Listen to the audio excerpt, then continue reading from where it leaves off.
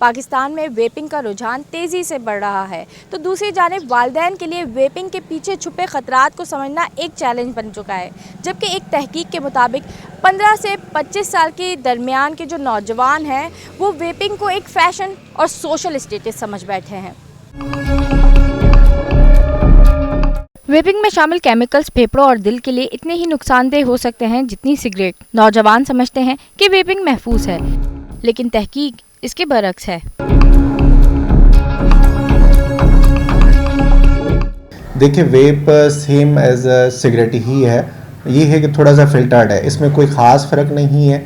जो पहले सिगरेट का असर था वैसा ही वेपिंग का लंग्स पे या दिल के हवाले से जितने भी मरीज़ हैं उनके लिए सेम असरात ही हैं।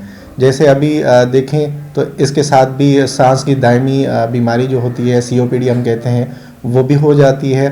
और इसको अगर हम वैसे तो फैशन के लिहाज से अभी लोग बहुत ज़्यादा इस्तेमाल कर रहे हैं, इसको इस्तेमाल करने की वजह से एक अलग से एक्यूट मतलब एकदम से इन्फेक्शन या फिर एकदम से फेफड़े ख़राब हो जाते हैं और वो बहुत ज़्यादा ख़तरनाक कंडीशन होती है, जिसकी वजह से बंदा वेंटिलेटर पे जा सकता है और बड़े अरसे तक ट्रीटमेंट चलती है।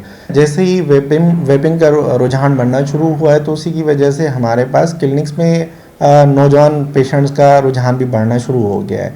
वो ज़्यादातर दमे के मसाइल के साथ आ रहे हैं, क्योंकि पहले अगर वो थोड़े बहुत बेहतर थे तो वेपिंग यूज़ करने की वजह से उनकी तबीयत और ज़्यादा बिगड़ रही है और उनको बार बार OPDs में आना पड़ रहा है।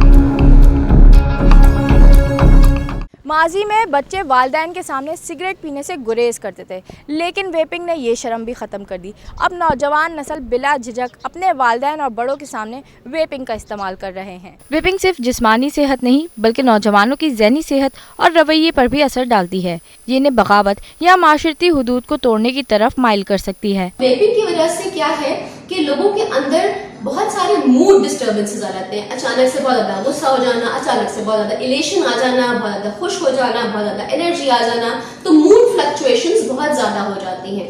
इसके अलावा अगर हम लोग बात करें तो रिसर्च बताती है कि जिन लोगों के अंदर टेंडेंसी है कि वो लोग वेपिंग करते हैं, उनके अंदर सुसाइडल थॉट्स या सुसाइडल आइडिएशन होना भी बहुत कॉमन है। ये बहुत हमारी करंट रिसर्च जो चीज साबित करती है कि जो लोग वेपिंग करते हैं उनके अंदर suicidal thoughts and suicidal ideation होने के चांसेस भी ज्यादा होते हैं, क्योंकि जब आप वेपिंग करना छोड़ते हैं या आपको मिल नहीं रही होती तो उसके नतीजे में आपको जो सिम्टम्स आते हैं, विड्रॉल सिम्टम्स आते हैं, उसकी वजह से आपको मूड डिस्टर्बेंसेस के नतीजे में आपको सुसाइडल थॉट्स या आइडिएशन हो सकती हैं।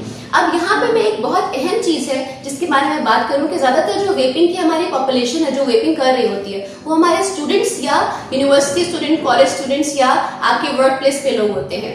वहां पे क्या है कि इन लोगों को अटेंशन एंड कॉन्सेंट्रेशन के इश्यूज भी आ जाते हैं। वो फोकस नहीं कर पा रहे होते, अपने टास्क के ऊपर काम नहीं कर पा रहे होते, लग के मेहनत नहीं कर पा रहे होते। उनको लगता है कि वो बहुत जल्दी डेविएट कर जाते हैं, फोकस नहीं कर पा रहे होते, कॉन्सेंट्रेट नहीं कर पा रहे होते। इसके अलावा निकोटीन जो है वो वेपिंग के अंदर एक ऐसा एलिमेंट है, सब्सटेंस है जो पाया जाता है। निकोटीन की वजह से अगर किसी की ऑलरेडी कोई मेंटल हेल्थ प्रॉब्लम्स है तो वो वर्सन होने के चांसेस ज्यादा हो जाते हैं। खासतौर पे अगर लोगों के अंदर एंजाइटी एंड डिप्रेशन की हम बात करें तो बहुत कॉमन है, और अगर वही लोग वेपिंग करना शुरू कर दें तो उससे उनके सिम्टम्स जो है वो वर्सन होने के या खराब होने के खदशे होते हैं। तो इसलिए वेपिंग के बहुत सारे साइकोलॉजिकल इफेक्ट्स हैं। वेपिंग का धुआं सिर्फ हमारी फ़िज़ा आलूदा नहीं कर रहा, बल्कि इसके साथ ये हमारे लिए एक इखलाकी ज़वाल भी साबित हो रहा है।